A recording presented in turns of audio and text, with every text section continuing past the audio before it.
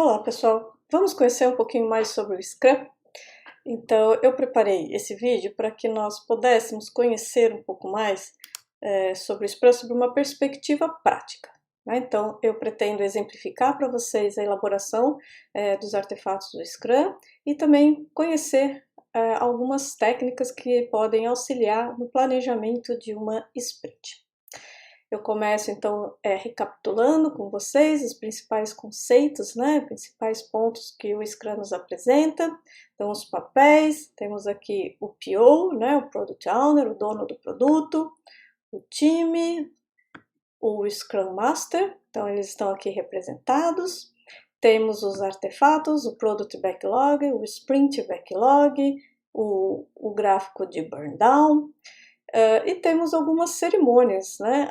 A cerimônia de revisão da sprint, a cerimônia de retrospectiva da sprint e temos o próprio sprint, né? O sprint, então, é um período de tempo em que, variando de 2 a 4 semanas, em que um conjunto de funcionalidades vão ser incorporadas ao produto.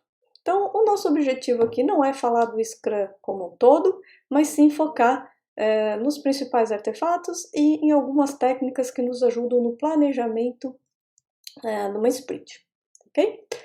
Bom, então o primeiro artefato que merece nossa atenção é o Product Backlog. O Product Backlog, então, é esse artefato que vai ser produzido principalmente pelo Product Owner, em que ele vai listar tudo o que ele deseja no produto. Então, a gente pode entender que são os nossos requisitos, tá? E esse Product Backlog, esses requisitos, eles devem estar priorizados pelo Product Owner. Então, esse é o nosso Product Backlog. Muito bem. Entendido o que é o Product Backlog, nós precisamos, então, ver como montar um Product Backlog. E aí, nós precisamos conhecer as histórias do usuário.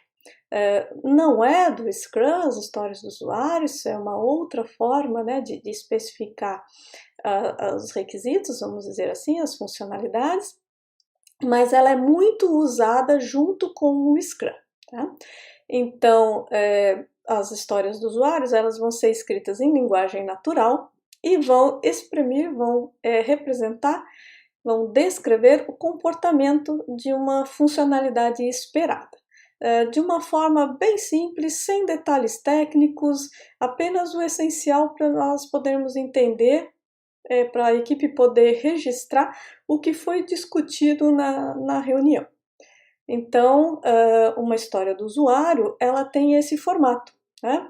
Como perfil do usuário, eu posso, gostaria, devo realizar uma função requerida para acrescentar um determinado valor ao negócio. Então vejam que a história do usuário tem algumas partes fixas, como eu gostaria para, né?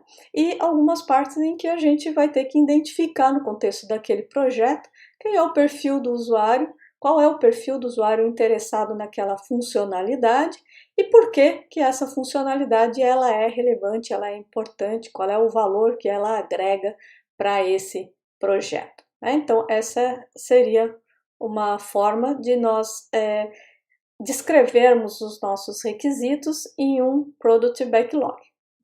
Então, eu dou exemplo aqui, o nosso exemplo nesse vídeo será de um sistema para um hotel, né? Então, a gente poderia definir algumas histórias para esse sistema. Dentro do template, então, ficaria como recepcionista, eu gostaria de registrar a entrada de um hóspede para controlar a lotação do hotel. Como recepcionista, eu gostaria de registrar a saída de um hóspede para controlar a locação do hotel. Como gerente, eu gostaria de incluir o logo do hotel nos documentos impressos para personalizar e fixar a marca. E assim vai, né? Vejam que as histórias do usuário aqui tem o perfil do usuário que tem interesse nesta funcionalidade e tem o porquê que essa funcionalidade é importante. Então, nós temos este template reproduzido em todas as nossas histórias. Temos aqui, então, um conjunto de histórias que vão compor o Product Backlog para o nosso projeto fictício aqui de exemplo. Tudo bem. Mas todas essas histórias, elas têm igual importância? Elas entregam o valor da mesma forma para os usuários? Elas são igualmente importantes, né? Obviamente que não. Existem histórias que vão ser mais importantes, que elas vão ter uma prioridade mais alta de desenvolvimento, e outras histórias que vão ter uma prioridade menor. Então, aqui no nosso exemplo, nós podemos identificar com uma prioridade alta o cadastro dos quartos, o registro de entrada de hóspede, o registro de saída de hóspedes. E evidentemente que não é tão importante assim eu emitir um relatório de ocupação, eu incluir o logo do hotel nos documentos, então classificando essas histórias aqui como prioridade baixa, né? E temos outras prioridades médias, que é também poder fazer o controle de alguns serviços, né? Os serviços que o hotel pode prestar para os hóspedes e o registro da utilização desses serviços, que nós então classificamos essas histórias como média. A escala de prioridade aqui não é fixada no Scrum, você pode utilizar uma escala de 4 níveis, 3 níveis, 2 níveis, enfim, fica a critério então da organização definir, né, qual vai ser a escala utilizada. Estou usando aqui uma escala então de 3 níveis, alta, média e baixa. O importante é que o Product Backlog seja priorizado, né? Então que as histórias sejam avaliadas em qual grau de prioridade, qual é o valor que elas agregam para aquele projeto. E as histórias que agregarem mais valor serão então uma prioridade maior.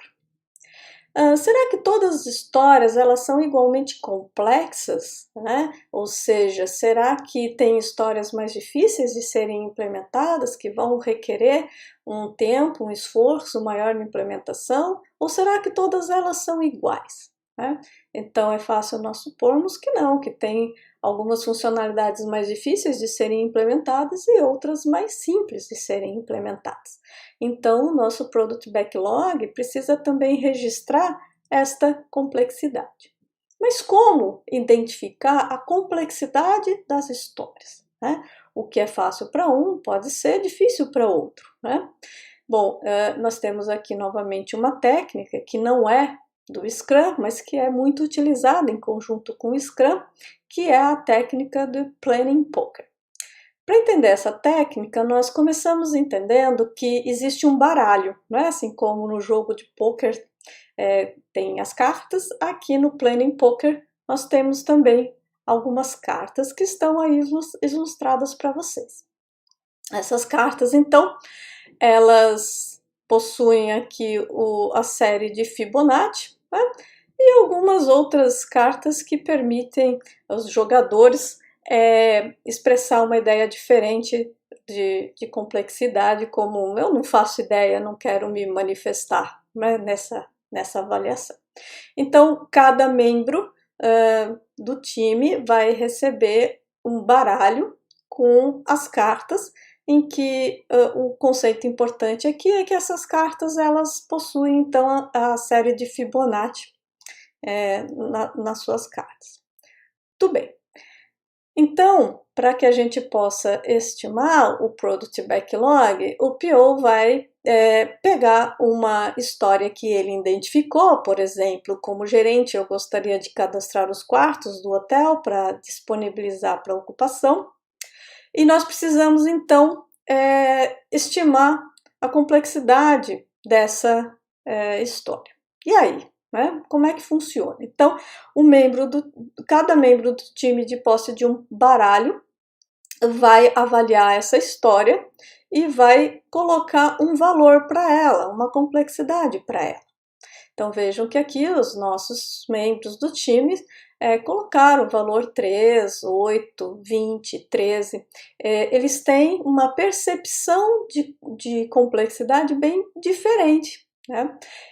Como que eles chegaram nesses valores? Bom, nessa rodada, cada um, a partir da história, colocou a sua percepção. Talvez o membro C, que colocou um valor 20 para a complexidade daquela história, pudesse estar pensando que o cadastro do quarto poderia ter uma interface gráfica representativa da planta do hotel e que isso iria dar uma complexidade de desenvolvimento. Já talvez o membro A, assim como o membro D, pensaram, olha, um cadastro de quarto é simplesmente o cadastro de um número, o quarto 101, o quarto 202, o quarto 303, e acharam super simples fazer um cadastro de um número. Vejam que a partir dessa percepção de complexidade, cada membro vai expor os seus motivos, né, de por que eles pensou numa complexidade X. Tá? E a partir dessa explicação, o PO pode elucidar alguma característica, por exemplo, ele pode dizer que não desejo uma interface gráfica, assim como ele pode dizer não é apenas um cadastro do número, eu desejo algumas outras informações que são relevantes para o cadastro de um quarto de hotel. Por exemplo, a questão de acessibilidade, a questão da metragem, a questão de uma categoria, e aí você vai descobrindo então exatamente o que envolve esta funcionalidade, né? E retirando dúvidas, conhecendo mais os detalhes, né? Vejam que quando a carta é apresentada, ela é a opinião de um membro da equipe sobre aquela funcionalidade. E eles apresentam as cartas ao mesmo tempo. Isso permite com que cada um expresse a sua opinião daquela história, sem estar sendo influenciado pelas opiniões dos demais.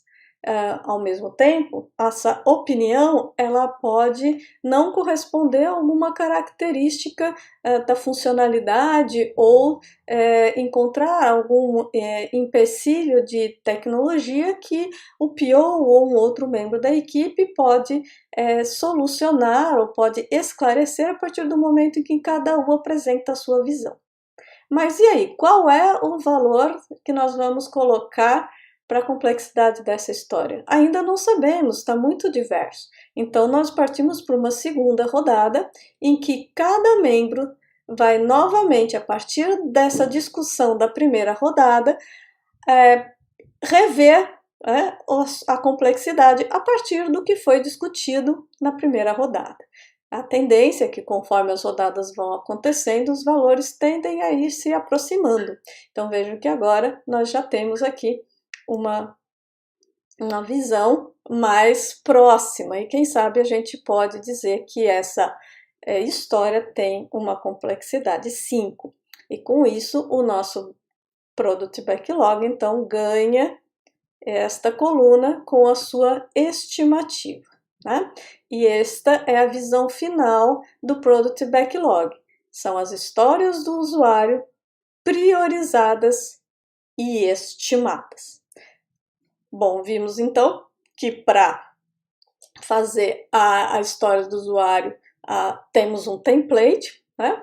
A prioridade ela é definida a partir do PO, é o PO que prioriza e que deve de compreender quais são as histórias mais relevantes e as que podem ser deixadas para momentos futuros de desenvolvimento e são estimadas a partir da visão e do entendimento do time da complexidade de cada história. Essa é a nossa visão geral de um Product Backlog. Passamos agora, então, a ver como montar um Sprint Backlog, né? Então, nós vamos montar o Sprint Backlog a partir do Product Backlog. Então, retomamos o nosso Product Backlog com nossas histórias priorizadas e estimadas. E nós vamos, então, a partir do objetivo, definir qual é o nosso objetivo nessa sprint, escolher as histórias que vão de encontro a esse objetivo. E, evidentemente, que vamos tentar escolher as histórias obedecendo à priorização delas. Então, nós podemos definir que nós vamos, nesse sprint, fazer o cadastro dos quartos. Muito bem, então ela vai entrar no nosso Sprint Backlog. Pegamos essa história e quebramos ela em tarefas. Tarefas é o que precisa ser feito para realizar aquela história. A equipe precisa fazer para que essa história seja incorporada ao produto? Então, para que cadastrar os quartos seja incorporado ao produto, é necessário fazer a inclusão do quarto na base de dados, permitir a exclusão dos quartos, a consulta dos quartos, a edição de um quarto. Enfim, nós vamos verificar todas as tarefas, tudo o que precisa ser feito. Então, elaborar um sprint backlog é pegar uma história do usuário e quebrar em tarefas. Tá? E essas tarefas, elas vão ser estimadas, né? Então vejam que a inclusão de um quarto foi estimada em 4 horas, assim como a exclusão do quarto, consulta em 2 horas de trabalho e a edição de um quarto em 5 horas de trabalho. Né? Então, o que eu tenho no Sprint Backlog? Eu tenho uma parte do meu Product Backlog incorporada ao Sprint Backlog, em que cada história do usuário foi quebrada em tarefas. Esse é o meu Sprint Backlog, um subconjunto de histórias que foram definidas no Product Backlog, em que cada história foi decomposta em uma lista de tarefas. Observem que as tarefas foram, então, estimadas com a quantidade de horas para realizá-las. Né? Deve-se buscar estimar essas horas num limite entre 1 hora e 16 horas. Por que não estimar tarefas com mais de 16 horas? Bom, um sprint ele é um período curto, de 2 até 4 semanas no máximo. E o Sprint Backlog vai ter todas as tarefas que precisam ser realizadas nesse período, nesse sprint. Se eu estimo tarefas com uma quantidade de horas muito grande, fica difícil o monitoramento, fica difícil o acompanhamento, porque de repente você tem uma tarefa que levou 5 dias para ser feito. Ora, 5 dias pode ser a metade do tempo de uma sprint. E quando eu percebo essa tarefa atrasada, eu posso não conseguir mais recuperar essa tarefa naquele período. Então, tarefas pequenas me permitem compreender bem essa funcionalidade e me permitem monitorar o andamento desse sprint, me permite verificar que o sprint está andando ou se ele está tendendo a não entregar tudo o que foi prometido. Então, veja, com uma estimativa pequena de horas, eu tenho que praticamente em 2 dias, se o meu limite é 16 horas, a cada 2 dias uma tarefa tem que estar sendo concluída, né? Tem até empresas que trabalham com limite de 8 horas, né? Ou seja, as tarefas têm que ter o tamanho de ser realizadas em 1 dia. Então, o importante é entender que o tamanho da tarefa tem que ser pequeno.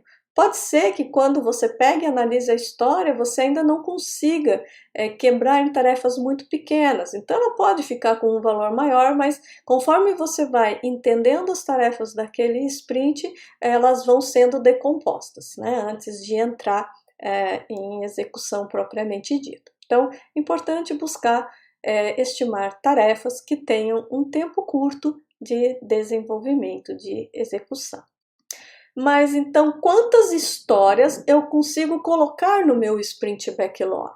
Né? Então, essa é a outra pergunta que a gente precisa responder. Eu estou planejando o Sprint Backlog vai ser um subconjunto, né? Vai ter algumas histórias do meu Product Backlog, mas quantas histórias vão estar lá? Né? Muito bem, então a gente precisa voltar lá no Sprint Backlog, né? E olhar que eu tenho no meu backlog estimativas. Então vejam que cada história ela foi estimada com uma complexidade. Então eu tenho histórias mais fáceis de serem executadas e eu tenho histórias mais difíceis de serem executadas, né?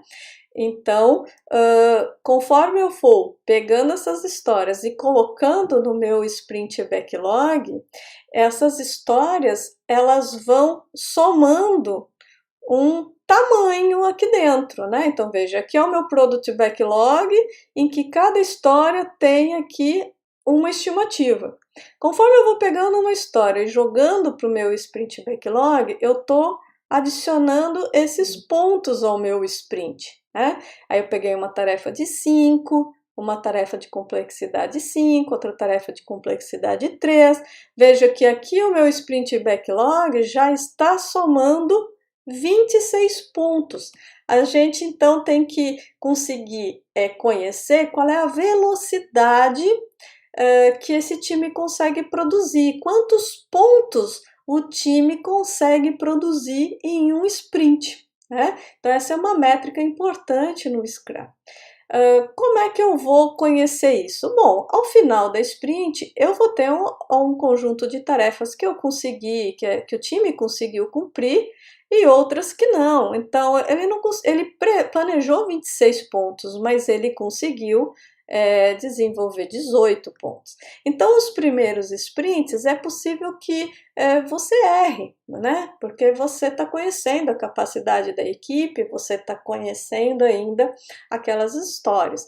Mas, conforme o tempo vai passando, você vai tendo um histórico de velocidade. E aí você consegue estimar em cima dessa velocidade, né? Então, primeiro conseguiu desenvolver 12, depois 15, depois 8, depois 16. Poxa, então talvez essa equipe ela tenha uma velocidade de 15 pontos, em torno de 15 pontos. Então, eu posso ir colocando histórias no meu sprint backlog até perfazer aproximadamente 15 pontos, observando então a complexidade dessas histórias.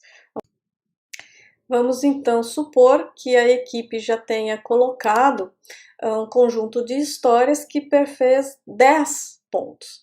E eu tenho uma capacidade então de produzir 15 pontos. Portanto, eu vou escolher uma história que vá de encontro ao objetivo do sprint, que observe a lista de prioridades, mas que ela tenha um tamanho máximo de 5 pontos.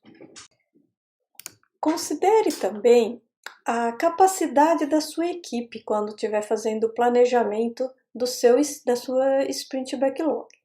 Por exemplo, um time de 6 pessoas, 6 desenvolvedores, trabalhando 8 horas por dia, para um projeto em que as sprints estão definidas em 2 semanas, ou seja, 10 dias úteis. Portanto, nós temos uma capacidade de 480 horas por sprint.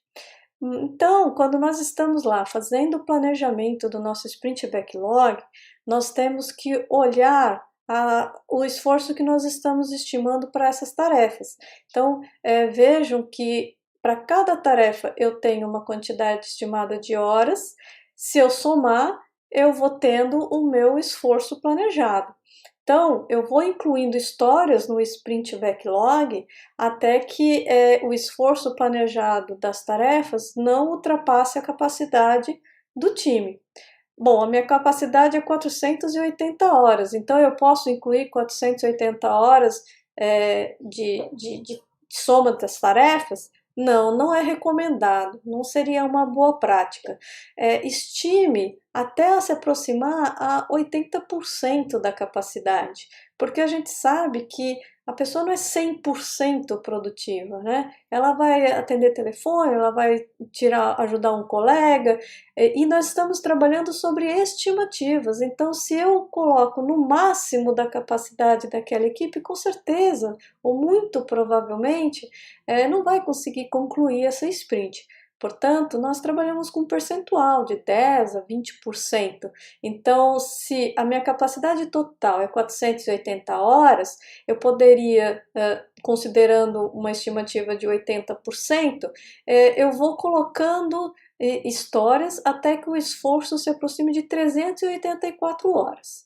Não mais do que isso, porque dessa forma eu estou considerando um erro também de estimativa e considerando a capacidade efetiva da equipe.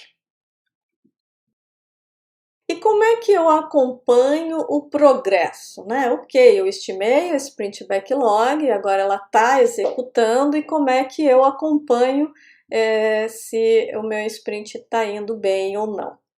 Muito bem.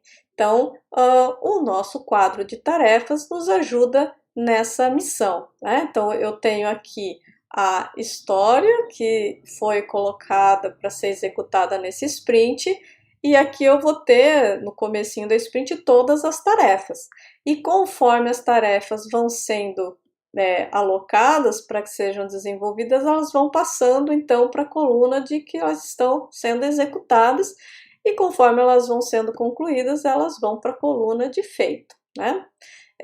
Então você pode estar atualizando esse quadro, incluindo o nome do desenvolvedor em cada tarefa, e aqui você olha e você sabe todas as histórias que vão estar sendo desenvolvidas, todas as tarefas que precisam ser feitas, todas as que estão em execução nesse momento e todas as tarefas que já foram concluídas. Se você olha um quadro desse e você está no final do sprint, ainda tem muitas tarefas aqui, é possível que a sua sprint não consiga concluir, né? Então esse quadro já te dá uma perspectiva, né, do andamento dessa sprint. Você também consegue, por esse quadro, verificar em que cada membro da sua equipe está trabalhando. Você consegue ver quais foram as histórias que ainda não foram concluídas. Enfim, né, ela é um quadro bastante visual que permite você rapidamente entender algumas coisas sobre o progresso da sua sprint.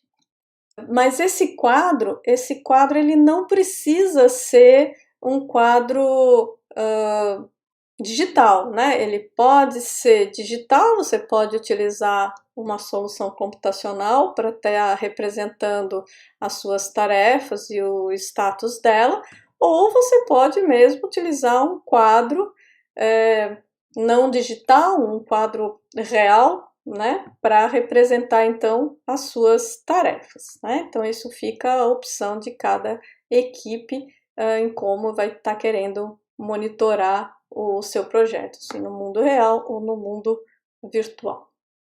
Muito bem.